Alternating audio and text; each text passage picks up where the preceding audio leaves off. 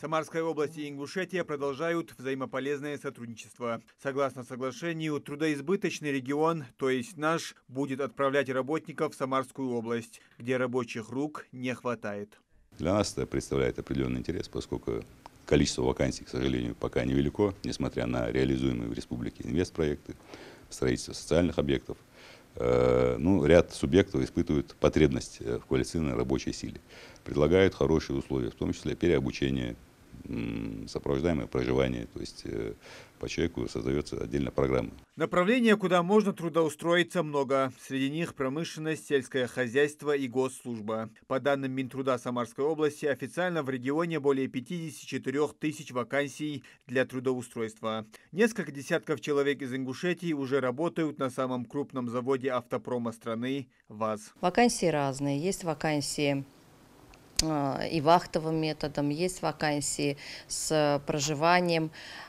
Средняя зарплата по вакансиям службы занятости Самарской области составляет 49 тысяч. Ваши жители работают на АвтоВАЗе и работают успешно. И АвтоВАЗ ждет ваших жителей, потому что они очень трудолюбивые, очень интересные люди, поэтому мы всех приглашаем на наш замечательный завод. За последние годы в Ингушетии по поручению главы региона Махмуда Али Калиматова открыты около десятка среднеспециальных учебных заведений. А это соглашение дает отличную возможность выпускникам колледжей и техникумов найти себе работу с хорошей оплатой и бесплатным обучением. Самара предлагает в основном это промышленные предприятия трудоустройства, а у нас есть ряд колледжей, которые готовят таких специалистов. Чем это хорошо?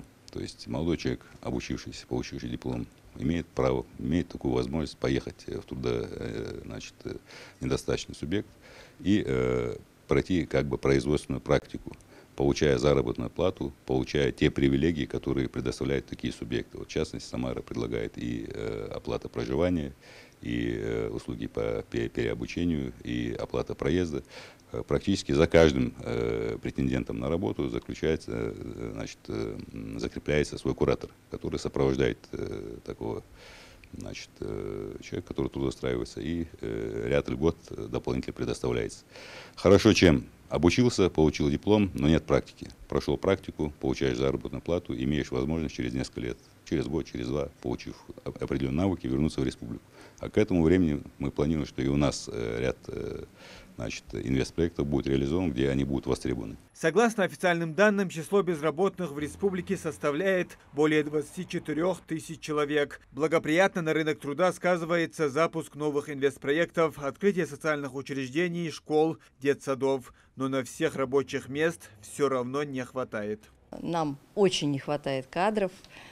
И я думаю, что наша совместная работа поможет Ингушетии снизить уровень безработицы, при этом найти места для ваших жителей в Самарской области. Все, что связано с рынком труда, с формированием программ занятости, обучения, информирование, проведение ярмарок вакансий, то есть обмен опытом. Мы готовы делиться опытом со всеми республиками, и наверняка что-то найдем интересное в вашей республике. Соглашение подписано, осталось его реализовать. Узнать вакансии, а также подойдет вам новая работа или нет, можно на портале «Работа России». Там выставлены все предложения, которые есть в Самарской области. Подобрать работу можно также и в центрах занятости республики. Муслим Ганиев, Сулейман Костоев, Магаз 24.